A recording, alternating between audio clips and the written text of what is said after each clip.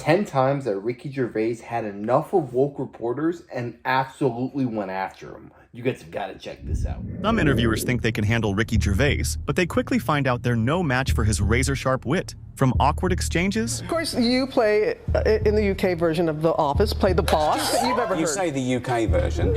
Yeah. I call it the original. to downright rude questions. Are you a germaphobe? Are you not a hugger? No, no touching, you're germaphobe? No, they said keep it quick, just go and sit down. Ricky turns every encounter into a masterclass in comedy. The first example comes from an interview with Joy Behar, where Ricky effortlessly dissects the concept of offense in comedy. No, anything. It's just, no. Well, when you go on the Golden Globes, a lot of time you are politically incorrect and hilarious, of course. Thank you. Thank you. So this is... Well, yeah. Yeah, well, that's the thing about offence, isn't it? When people say they're offended, it's that just because you're offended, it doesn't mean you're right, you know? It's... offence is about feelings, and feelings are personal. Some people are offended by equality. So what? You know, so you can't second-guess people. If you try and please everyone, you'll please no one. With one sentence, he turned a sensitive topic into a philosophical mic drop, leaving Joy Behar nodding, likely rethinking her question. But she wasn't done yet. This time, she tried a playful jab about him being a germaphobe and started touching him. Are you not a hugger? No, touching, you're germaphobe? No, they said keep it quick, just go and sit down. Oh, okay, so we can touch you? Yeah, of course. I'm like, wow, you just thought you were huggy. Because you gave hugs Like a strippergram. Who's got $1? It's incredibly hypocritical that just moments after she and her colleagues touched him without his permission, she had the audacity to call him sexist. You know, we haven't seen you really around since the Golden Globes, where you were... a low profile. Yeah, well, they attacked you, but they said that you were mean and rude, and you were surprised at that. You were surprised. Let me just read one of the things they thought was... I am mean and rude. I'm surprised they attacked me for it, though. Yeah, exactly. Let me read one thing they thought was mean, and we'll decide whether it was mean or not, okay? Referring to Sex and the City 2, you said, I was sure the Golden Globe would go to the team that airbrushed that poster. Yeah. A little sexist. No, it's not. Why is it sexist? Well, because you're saying that the girls are older and they need to be airbrushed. No, I think they look great at their age. Why hide it? Oh. I don't think that you lose your sensuality or your beauty because you hit 53. I'm saying, why are they hiding it? Oh, I see. Do you think that the joke, when you have to explain the joke, that maybe it wasn't told, because people didn't get it, or you think that most people got it? I'm defending my motives, not the joke. I stand by the joke. Yeah. I don't think I have anything to apologise for, but that's not the joke. I think if you're going to criticise, you've got to understand the joke before you can. Okay. How can they possibly even interpret that as a sexist comment? That is an objective fact. There was a lot of airbrush used on that photograph. Even the people involved would be the first to say that. What's wrong with Ricky Gervais saying, how about you just present yourself in your true natural self? Why do you have to have all this makeup? Why do you have to have the airbrush? All that this does is show me that the people in The View just look for stuff to be upset about because they're looking for issues and things that aren't even a problem to begin with. Farr is accusing him of promoting masculinism, simply because his show featured, in his opinion, the 4 best comedians, all of whom happen to be men. Hey, so I want to ask you about the HBO special, Talking Funny. We just saw a clip from it, right? So we got Jerry Seinfeld, Chris Rock, Louis C.K. No women comedians on that panel? Who would you replace? I don't know. Replace or add? No, because it was 4 people. It's just 4 people. Yeah, so who would you take off? I wouldn't. I would just add. There you go. These are his favorites. He has the right. I think that you're right. We don't have a male on our When panel, I do so a we're kind special of like guilty. that, I will do it with women. No, exactly. They're my friends, and I chose my friends. Maybe. And also, men are intimidated by funny women, so we didn't want them in the room. Is that right? That's a joke. I take everything you say seriously.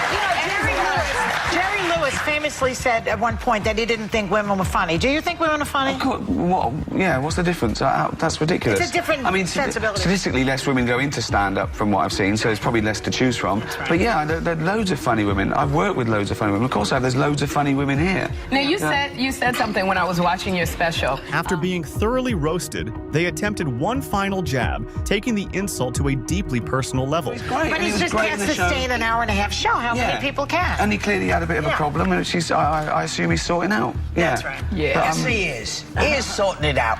How are you, Ricky? I haven't come here to be insulted. Why don't you like the show? Who do you think you are? Ricky certainly didn't let that slide. During an interview alongside Russell Brand, Ricky faces an unprepared host who struggles to keep up. A lot of people are having a good deal of fun, including these two gents, Russell Brand and Ricky Gervais. Try and behave yourself, gentlemen, if you can. Do that again and do the names. No, I'm not doing it again. That's fine. Like he's Russell Brand and I'm Ricky Gervais. I think people can work this out. Yeah. I think people can work it out. The short one and the tall one, so don't worry about that. Now, as far as you're concerned... Which is which? I don't know, I haven't worked that out yet. As far as you're concerned... That's his attack. That's his first attack on you, Ricky. Oh, yeah. At one point, visibly flustered, the host awkwardly shifted to the topic of climate change, and Ricky couldn't resist pointing out the obvious. Okay, should we talk about something else now? Yeah, go on. Okay, climate change, all right? Okay.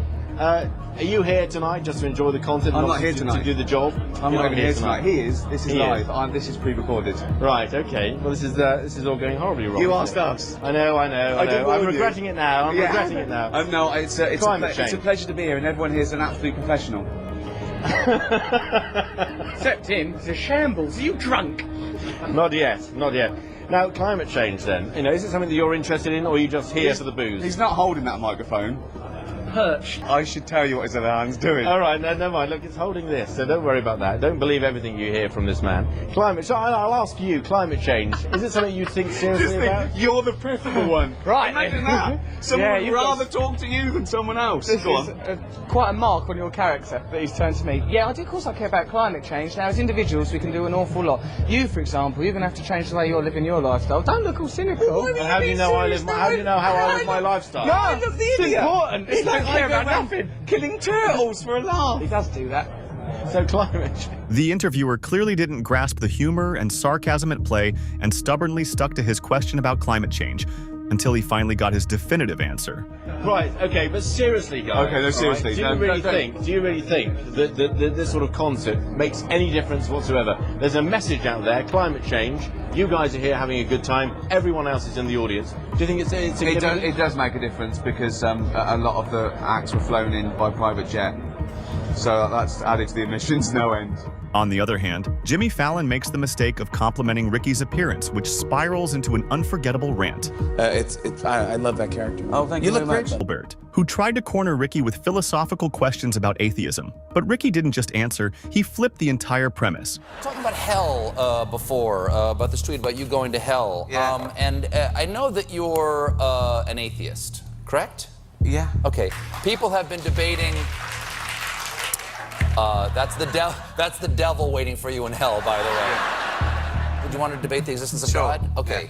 So, Ricky Gervais, why is there something instead of nothing? Colbert began with a classic philosophical question. Why is there something instead of nothing? Instead of falling into the trap of overanalyzing, Ricky delivered a line that instantly reframed the discussion. But surely the big question is not why, but how. Well, why is irrelevant. Okay, fine. How is there something? Because you think of God as the prime mover. How is there anything instead of nothing? I don't. This is a ridiculous Is there a premise. prime mover? Is there a demiurge that started everything? As the discussion continued, Colbert pushed further, attempting to back Ricky into a corner with theological arguments. But Ricky, ever the quick thinker, turned the tables with one of his most iconic lines. You say, there's a God. I say, can you prove that? You say no. I say, I don't believe you then. So, you believe in one God, I assume? In three persons, but go ahead. Okay, so you believe... Okay. So... But there are about 3,000 to choose from that have been, people who believe in... I've done some reading, yeah. Okay, yeah. So basically, you believe in... You deny one less God than I do. You don't believe in 2,999 gods, and I don't believe in just one more. I mean, I don't know why Stephen Colbert wanted to have this discussion, because this is a very deep subject, and you can't even dive into a fraction of it on late night television. What is he going to have a talk for 5 minutes, 4 minutes? You think that's going to change anyone's mind in that short time frame? And also the fact, I would not say Stephen Colbert is the best Christian, if you ask me. There's a lot of rumors and allegations between him and, let's just say, Epstein and some things. I don't want to dive into that, but this man has a suspect past, if you ask me. The thing is, though, Ricky is a free individual. He can think whatever the heck he wants. You are not going to change his mind in 3 minutes, 4 minutes, especially when you're doing all these little wisecracks. If you actually wanted to have a deep and philosophical conversation, you would have to do so in a more long-form content type of way. The arbitrariness of religious beliefs and leaving Colbert with little room to counter. And we have that time with Piers Morgan, debating blind people owning guns. where Ricky's sharp sarcasm stole the show. You love American, I love American. Yeah. Let's start from that position. I said next they'll be saying blind people shouldn't drive cars, which is the first thing I thought of, because I think people have got to see the difference. They were talking about it as an equality issue. Aren't blind people allowed to defend themselves? Their constitutional right would be damaged if, and they gave an example of, if they were fully sighted and used a gun, just because they lost their sight, why should they lose the constitutional right to continue having a gun? Yeah, well, it's a difficult one, but the short answer is because they can't see what they're shooting. That's what I'd say. No matter how convincing Ricky's response was, peers still wouldn't let it go until this moment happened. I'm a US resident, so I'm technically also covered by the Constitution. That's why I'm allowed to criticise the Second Amendment about guns, because of the First Amendment about free speech. But tell me you're not allowed to carry a gun. I would not be allowed to carry a gun here in New York, but I could carry one in, Dallas, or I could carry one anywhere. Really? I can go to Walmart in Houston and buy one. They'll be on the wall. I can't buy a Kinder Egg, those little eggs with little toys in, because it may choke me, so they're a health hazard.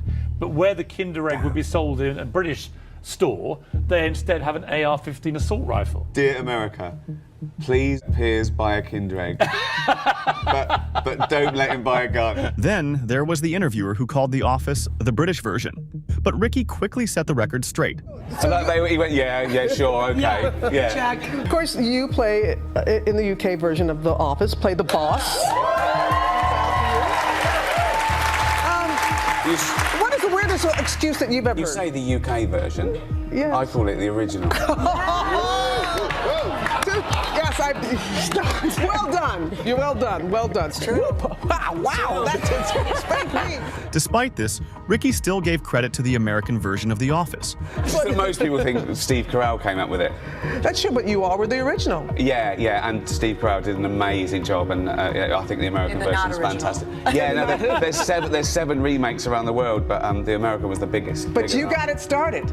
Yeah, a long time ago, and now I've brought him back, David Brent, which is the English Michael Scott. Yeah. Of course, Ricky had his moments of fun where the insults were from both parts and both parts were enjoying it. The interviewer seizes the opportunity to tease Ricky about Netflix, to which Ricky fires back with a mock-serious quip. It's a really big car. Really big car. With all this Netflix money, of course. Exactly. Oh, Netflix. Oh. If I'm an $8.99 subscriber, does that mean you work for me now? Sort of. Yeah. Am I your boss? You're a license payer, aren't you? So you can tell me what you didn't like about stuff, and I can have it edited out just for you. Thank you. It's the service Netflix provides. The playful energy continues as they exchange mock insults, with Ricky pretending to be a father figure and the interviewer embracing the joke. This mutual teasing escalates when Ricky delivers an absurdly descriptive line about the interviewer. You ask, it's horrible. It feels worse than it looks. Imagine that. Just think of that. So look at that, right? And then imagine it feels and smells worse than it looks. And I'm married. And imagine what it tastes like. Christ. Yeah, thanks. I'll show my missus that one, Ricky. Yeah, thanks, mate. Another wild moment unfolded when Conan O'Brien's playful banter with Ricky Gervais spiraled into unexpected hilarity. Yeah. Nice new studio. This is new. This is a new experience, yes. Yeah, it's great. Giant moon, big fake moon behind you. Actually, the studio was easier to find than the channel on the TV.